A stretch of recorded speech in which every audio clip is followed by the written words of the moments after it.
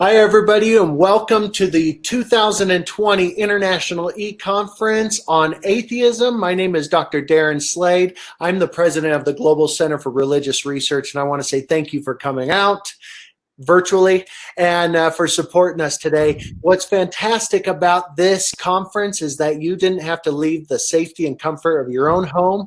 You didn't even have to get out of bed if you didn't want to hear the latest research on the scientific study of atheism. So thank you for being with us.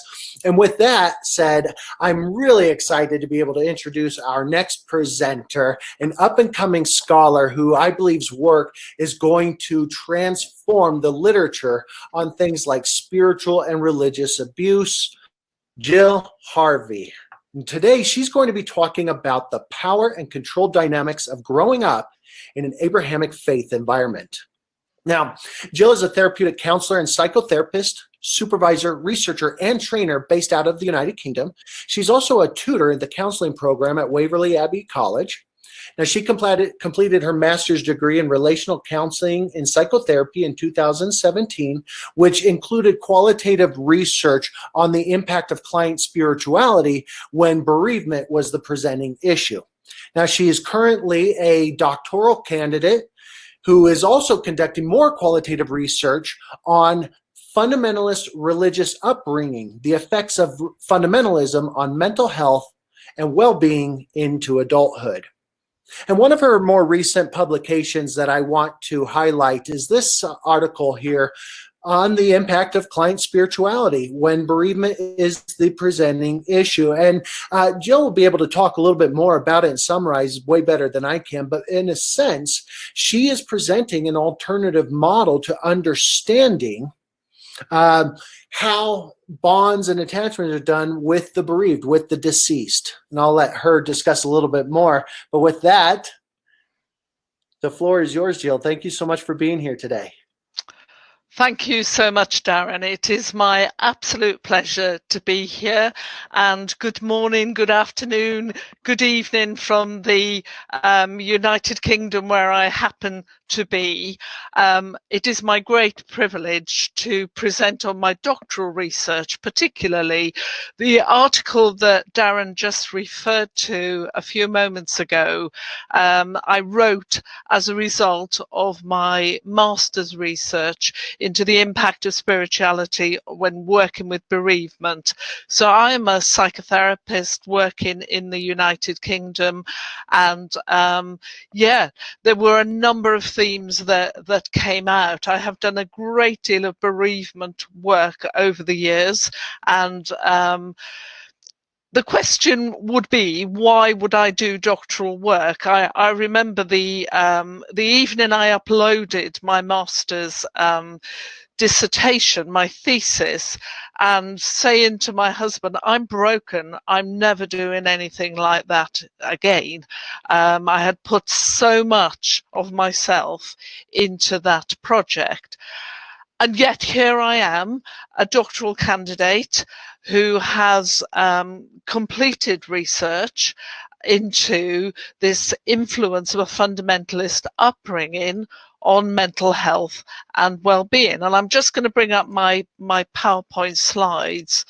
So I'm going to present this evening on one aspect of my doctoral research, which they came out of my research findings, that basically it was one aspect being the power and control dynamics of growing up in an Abrahamic faith environment. So just one aspect, and I'll explain a bit more about that in a moment. So a little bit of the twee factor here. Why this subject? Why have I had drive and passion to present and to indeed carry out research on this topic? This is a picture of me when I was about 12 to 18 months.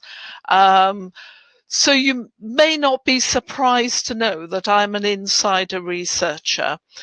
So I very much grew up in an Abrahamic faith environment. I was born in the mid-1950s in a small town in Wales, which is part of the UK. And I recall my very early years, so when this picture was taken, as very happy and secure. My family, in terms of religion, were very much steeped in chapel religiosity, dating back to the Welsh Christian revival in 1905-1906. However, as the years went on, while outward appearances suggested that I was in a loving, secure family, the reality was actually quite different following my mother's radical conversion to a fundamentalist, religious, evangelical Christian group when I was just 3 years old. And following her conversion, my mother changed quite a lot. Not that I have, obviously, memories, or at least not many memories of her pre-conversion. And over the years, she became very strict, very authoritarian. There were lots of rigid rules growing up, and there were threats. So behavior was manipulated, threats that I would go to hell for minor misdemeanors, alongside scary tales of the second coming of Christ and the risk of being left behind when that happened. And my father was always quite passive in those dynamics. And looking back now, this is what gives me the drive to have undertaken this research.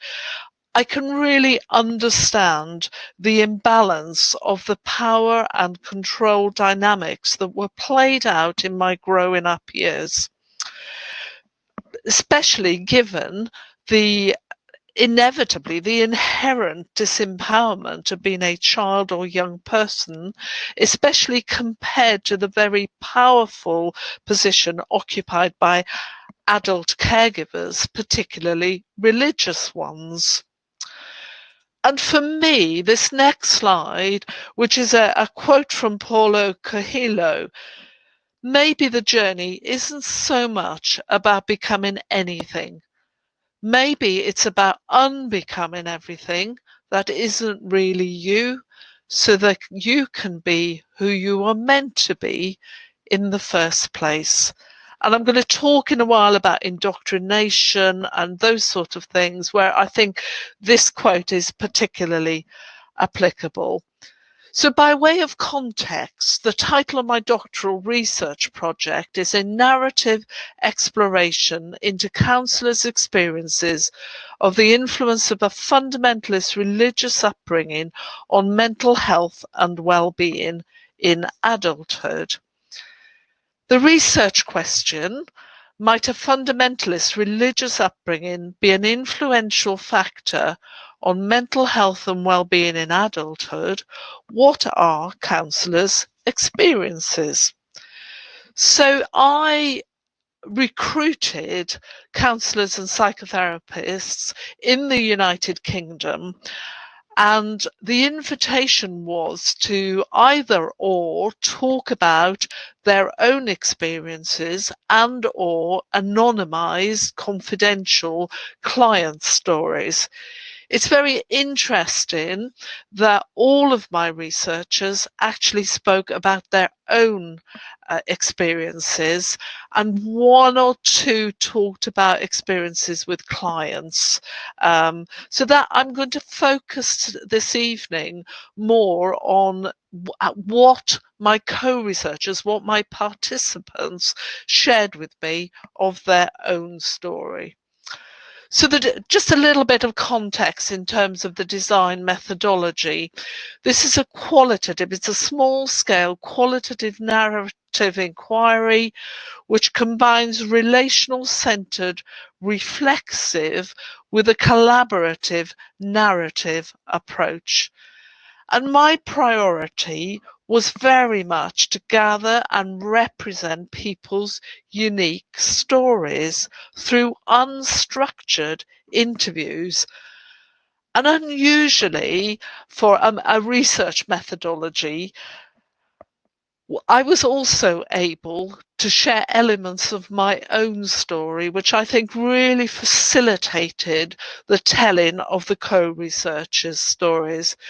And it was very, very interesting that what I discovered was that many co-researchers had actually never told their story before. This was qualitative research across the Abrahamic faiths. In a minute, I'll give you a breakdown of my co-researchers. So Christianity, Judaism, and Islam. 8 initial main interviews. 1 participant later withdrew at the analysis stage.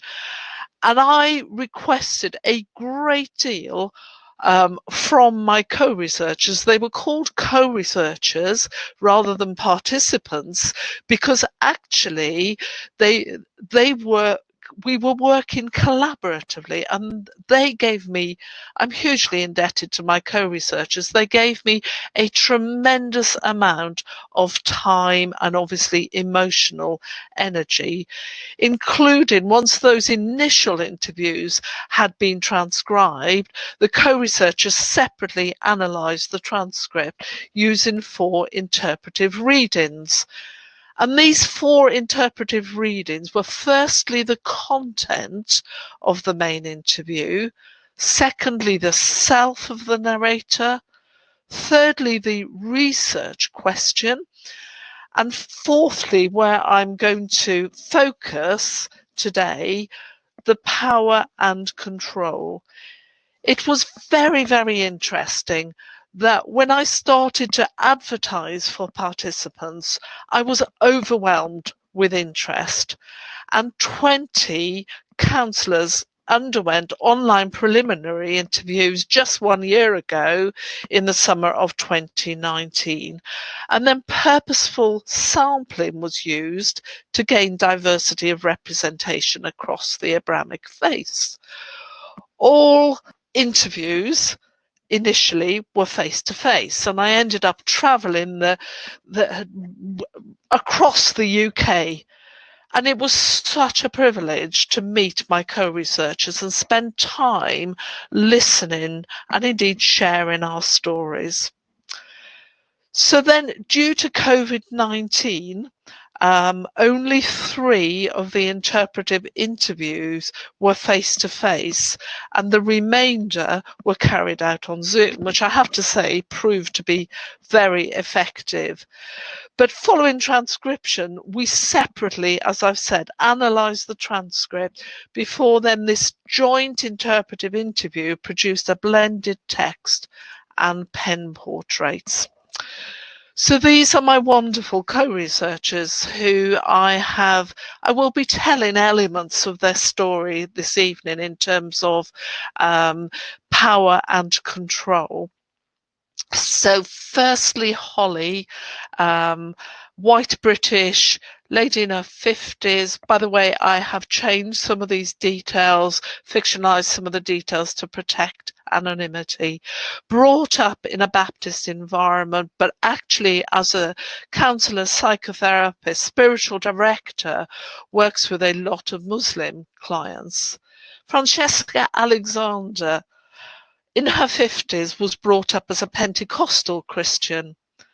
Hannah, Jewish, works across the spectrum from Orthodox, ultra-Orthodox Judaism to those with a more liberal stance. Interestingly, Olivia was my co-researcher who withdrew at analysis stage. She was brought up Pentecostal Christian and said to me she hadn't realised when she committed to the study how much would be required of her. Eva was brought up as a Jehovah's Witness, so in a minority Christian religion. Both Anna and Rupert were brought up as evangelical Baptists, and Maya was brought up as a Sunni Muslim. So all of my co-researchers, and this is not surprising, grew up within their parents' religion. And not uncommonly, in fact, because it is common practice for parents to raise their children based on their beliefs, and that's not surprising in one way. And of course, there are pros and cons to a religious upbringing, I would suggest. And one report revealed that if beliefs are continued, those religious beliefs and indeed those religious practices are continued into adulthood, they could aid emotional stability and resolution of mental conflict. So I'm now going to just share with you some elements of my co-researcher's story. So Hannah grew up within more liberal Judaism, as I've said, and her life is still deeply embedded in the cultural practices. Although we had quite an interesting discussion as to whether they were religious practices or whether for her they were cultural rather than religious. And I think she stands out from others of my co-researchers because growing up, she was encouraged to be an independent thinker.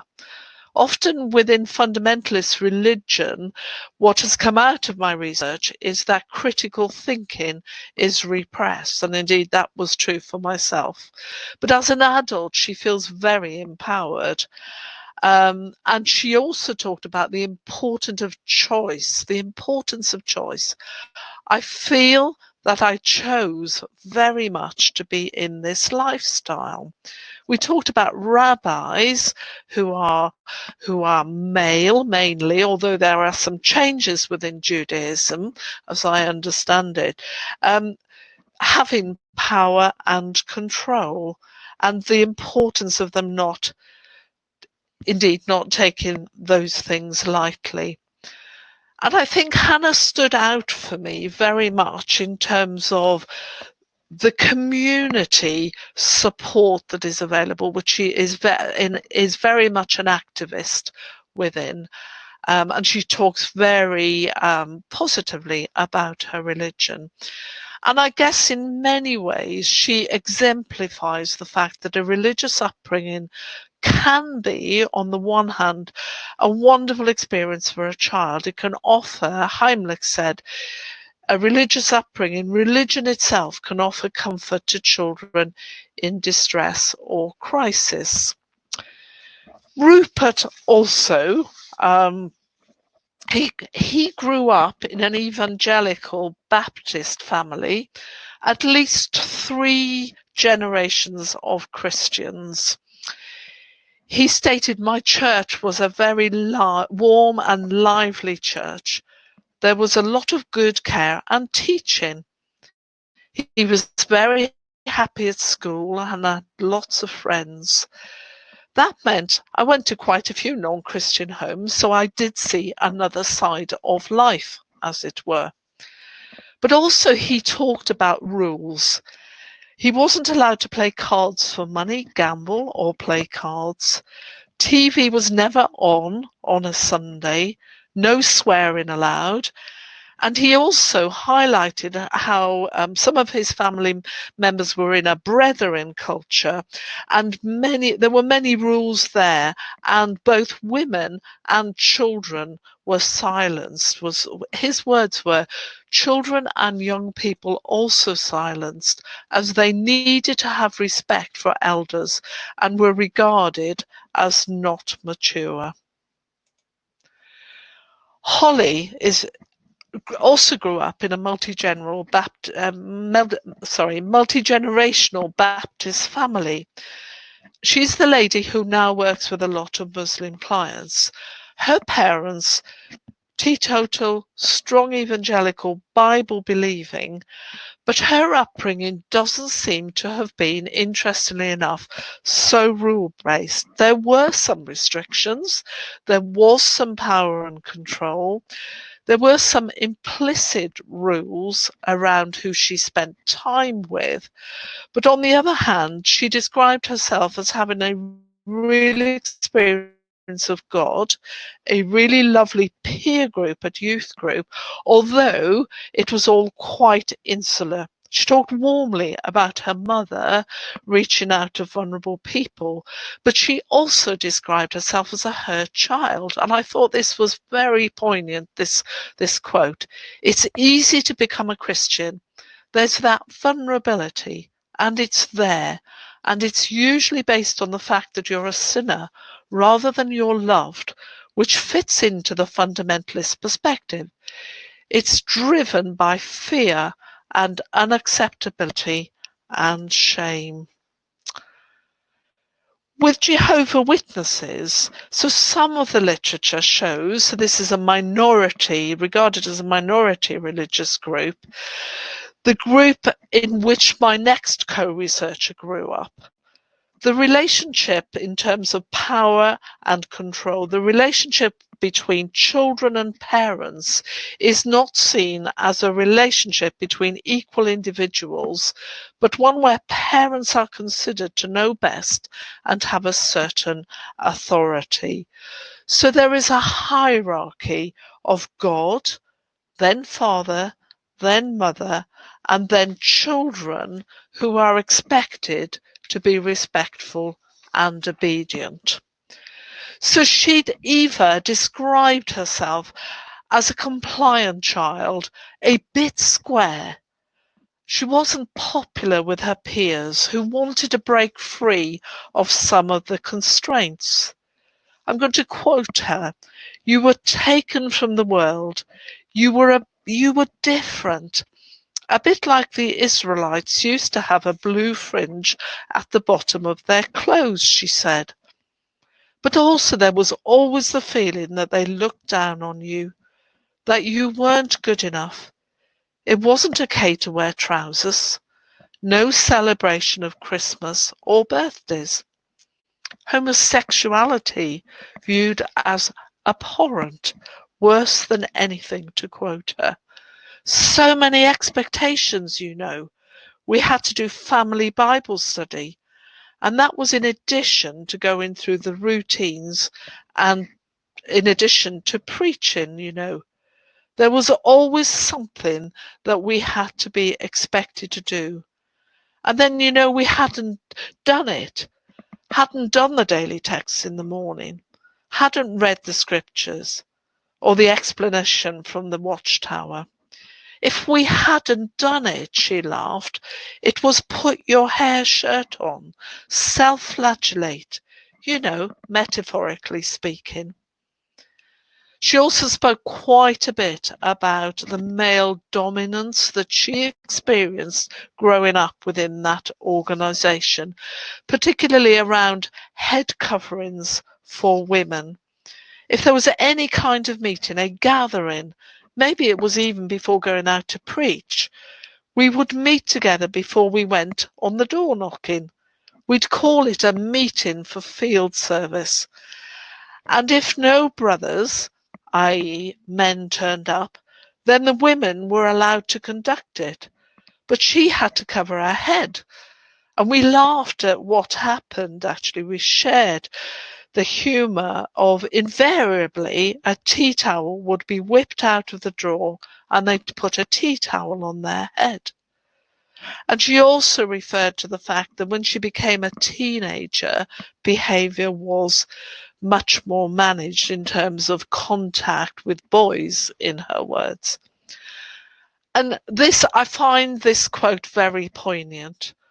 Within family and home, I just had to fit in, and I had to kind of find my way in what was already a very rigid and entrenched way of life. So Heimlich talks quite a bit about religious child maltreatment, and this has come out in my research as well. And she talked one form of maltreatment is terrifying children with religious concepts such as an angry and punitive God, eternal damnation, or possession by the devil, or demons, making children guilty and shameful by telling them they are sinful. Anna, too, grew up in an evangelical Baptist family and described her upbringing as born into everything church-linked. We lived and we breathed it. Age 2 or 3, she could recite all the books of the Bible.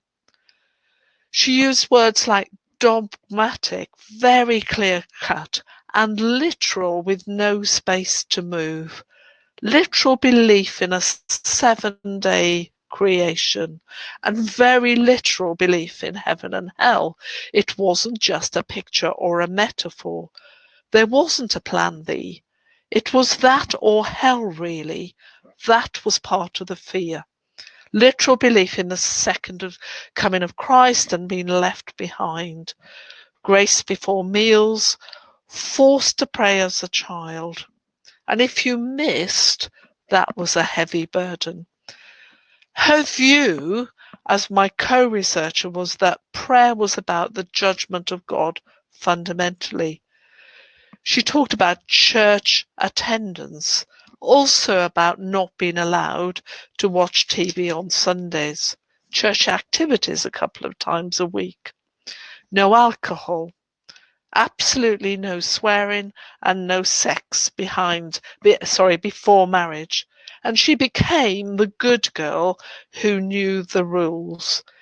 She also talked very powerfully about the power of the words of hymns and songs she learned growing up. Immortal, invisible, God only wise. Really heavy language. Also, be careful, little eyes, what you see. And as an adult, she found herself bound in confession. She talked about the power of the Bible, the power of the hierarchy, the God telling me to do this, the power of the Bible. But she also talked about, in terms of power and control, being kept in the position of a child means disempowered without any growth. No choice. I didn't know there was a choice. It simply was. And also, what also came out in my research and is in the literature is an obsession with child obedience and a view of children as inherently sinful. These often underpin such growing up experiences. Francesca Alexander talked about the